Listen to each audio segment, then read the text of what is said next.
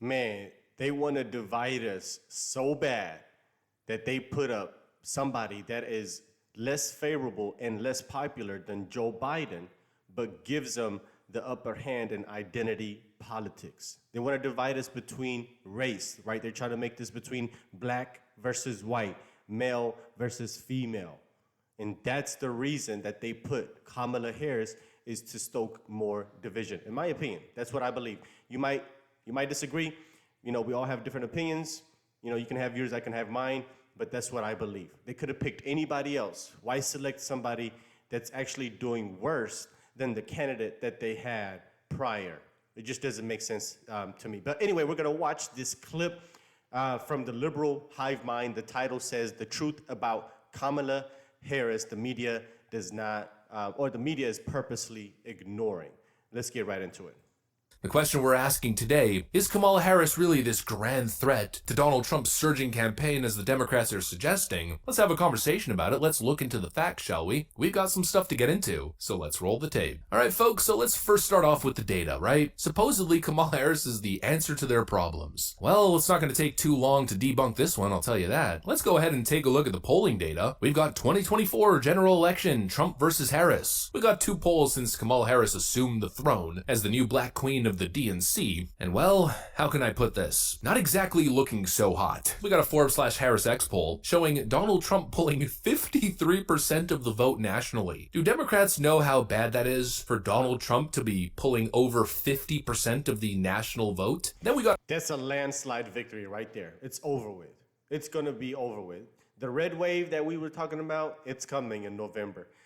A Quinnipiac poll, which shows Trump leading by 2, which some people are saying, oh, that's so bad. Only a +2 national lead for a supposedly deeply controversial Republican candidate in early polling data. Ooh, shiver me timbers. A +2 lead, how horrible. Well, it's horrible until you realize that that poll's from Quinnipiac. Quinnipiac happens to be a pollster that, over the last roughly 6 months of Donald Trump leading in every single poll, essentially, has literally not once showed a Trump lead. Maybe recently after the assassination attempt, but Quinnipiac essentially all year has looked like this. In the matchup between Joe Biden and Donald Trump, Quinnipiac is a pollster that overestimates Democrat support quite significantly. You mean to tell me that Quinnipiac has Trump up +2 against Kamala Harris? And that's your big news? Alright, well I guess it's time to give up. You know, that's basically how Democrats are acting. Kamala Harris raised $80 million in a single day since becoming the presumptive nominee. I guess it's time to pack our bags and just concede the election. Kamala wins. No, she's down in every poll. She's down in every swing state. There's a HarrisX poll that just dropped showing her down 8. And even worse if we delve into the crosstabs of that Quinnipiac poll, again, a totally left-wing biased pollster, and we isolate specifically for independents, Kamala Harris is down, are you ready for this? 14 points with independents. There's also this that just dropped from the New York Post. Kamala Harris trails Trump by 4.6 points in Georgia as she underperforms with women and non-black minorities. Down with independents, down with women, and down with non-black minorities. This is the Democrat grand strategy that has Republicans shaking in their boots. I'm not buying any of this nonsense. That Donald Trump is so scared of Kamala. Give me a break, we already know Donald Trump's opinion on Kamala. And that means we have Kamala.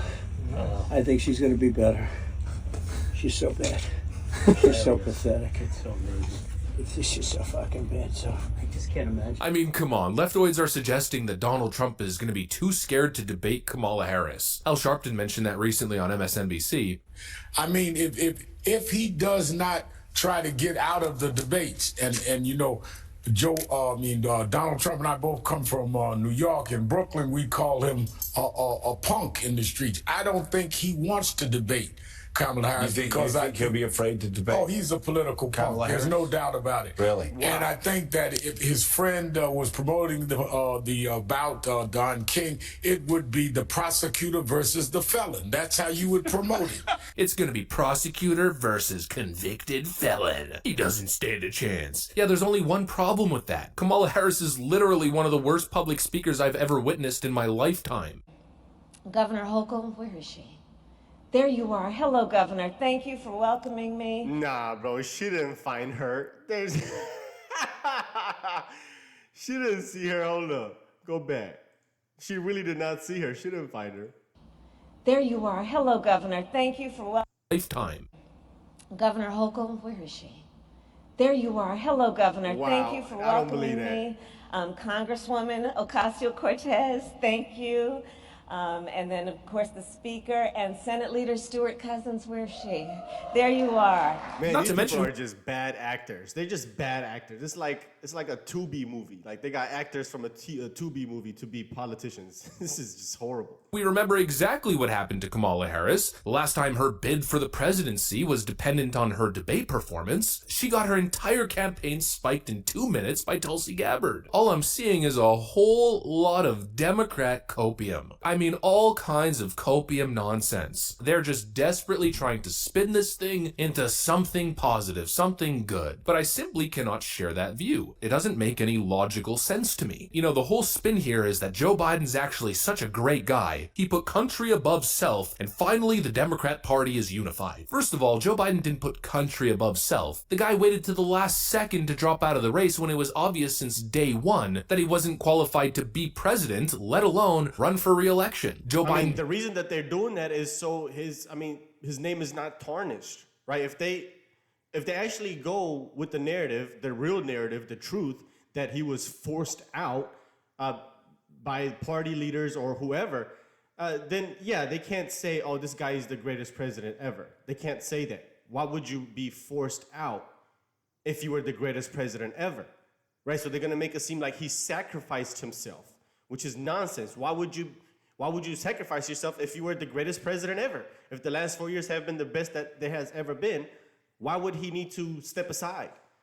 It's so contradicting. You can't say on one hand that he's the greatest president, and then on the other hand say he needs to step aside.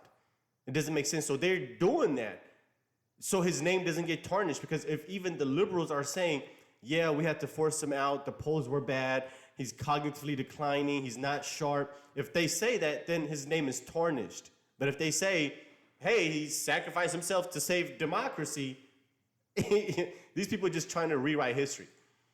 Desperately and selfishly clinged on to power, and then only when Democrat internal polls were showing the Biden campaign that they were losing possibly in New Mexico and Virginia, New Hampshire, only then did they decide to do this last-minute switcheroo. And now the idea is that this last selfless act from Joe Biden has saved democracy and united the party behind Kamala Harris. Really? Unity? I'm not so sure about that one. I'm pretty sure we're seeing the exact opposite of unity. No, this is unity. They are united. They united under one person that they were told to vote for. That's how they united them. Hey, there's division, right? You want so-and-so, you want RFK, you want Kamala, you want Biden. No. We're going to give you Kamala. That's it. That's how we're going to unite you. We're going to force all of you Democrats to vote for Kamala Harris. That's how we're going to unite the party. We're going to force you to unite. Feels like is a good chunk of the Democrat establishment, and of course a huge chunk of the Democrat voter base, just got shafted. See, here's the thing. Nobody wanted Kamala. Are we gonna just erase recent history and pretend like the last 4 years didn't exist? You know, this has been the narrative throughout Joe Biden's entire first term. For who would run as president, you are in the spot that would be unnatural for you to step up, but we're hearing from donors that they would not naturally fall into line. Why is that? I hear from a lot of different people a lot of different things, but let me just tell you, I'm focused on the job. I truly am. Our democracy is on the line, Bill. And I frankly, in my head, do not have time for parlor games when we have a president who is running for re-election. Nobody wanted Kamala. I can't stand the way she talks. It sounds like that noise that you make like with your mouth that kind of sounds like the dude or the person from, what is it called? The Ring? I think it's called The Ring. That noise, that sound. That's what it literally sounds like when she talks. It's like I can only listen to it for so long. It's unbearable.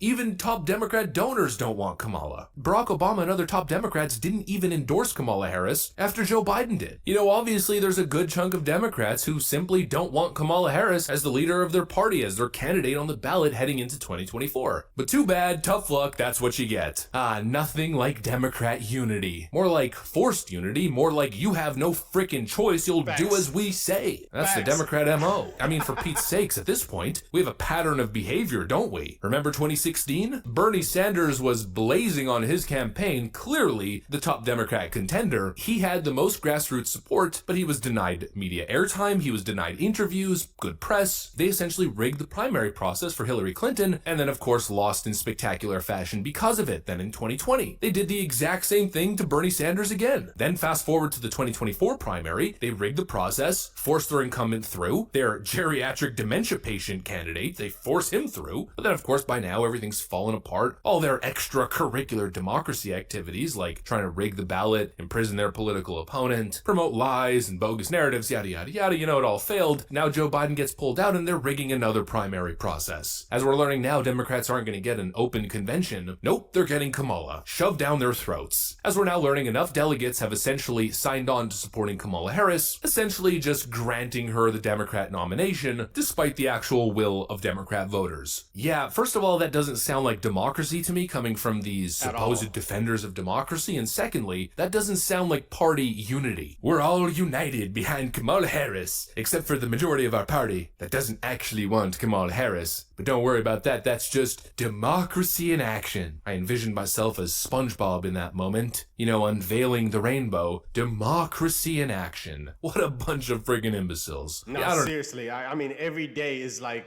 a SpongeBob episode when you're dealing with Democrats and leftists. Every day is opposite day, just like the SpongeBob episode. Every day is opposite day to Democrats. Up is down, down is up, male is female, female is male, borders open, borders not open. I mean, all that. The economy is good when the economy is bad. I mean, we're saving democracy while destroying democracy. Opposite day, every day for the Democrats, every single day.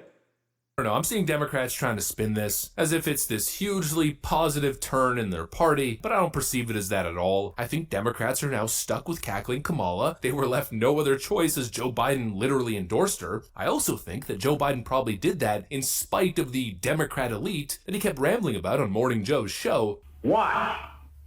I'm getting so frustrated by the elites. Now, I'm not talking about you guys, but about the elites in the party who they know so much more.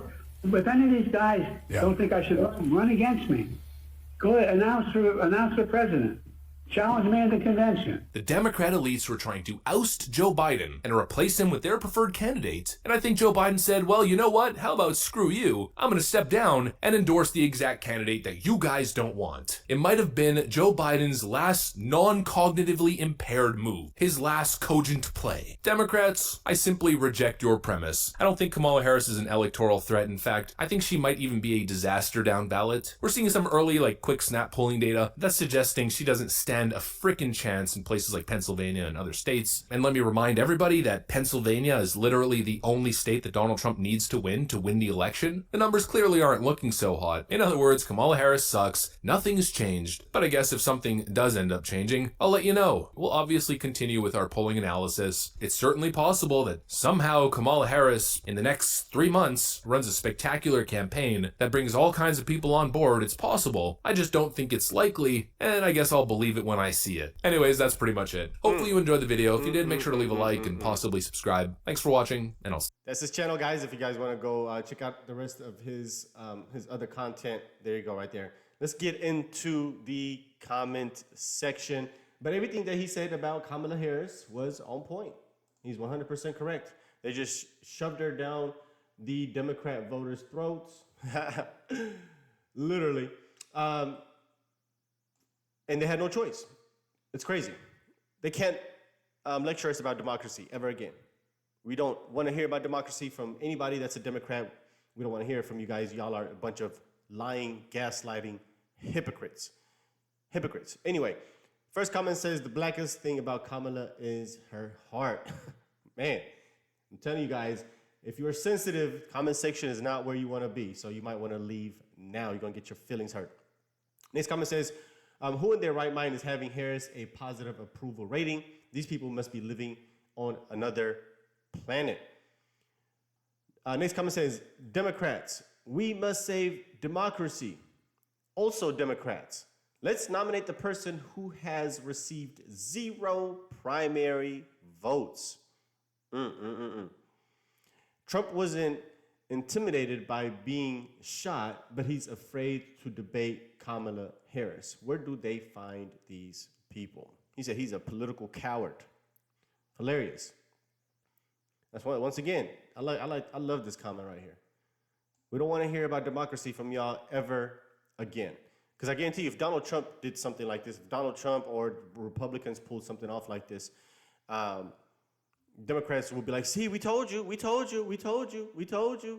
Y'all didn't believe us. Y'all didn't want to listen to us. We told you Donald Trump was going to be a dictator. Y'all didn't want to listen. Nonsense. You know it's serious when BLM doesn't support cackling Harris. Yeah. A communist organization calling out communism. This is, man, I'm telling you guys, the political climate nowadays, absolutely fascinating. Fascinating. It's the greatest entertainment in the world right now. So next time it says, we cannot make the biggest mistake electing Kamala as the 47th president. Otherwise, America is done. Next comment says, Kamala couldn't even handle the border. Who in their right mind believes she can actually run this whole country? Next comment says, who wants to vote for the guy that took a bullet for us? Next comment says, what most people don't know about Kamala is that she moved up in her career on her knees. Hey, I told you, you like it or you don't. This is not the place for you if you're sensitive. Anyway, let me know what you guys think. Let's talk about this video in the comment section. Hope you enjoyed it as much as I did. I'll see you guys on the next one. Peace.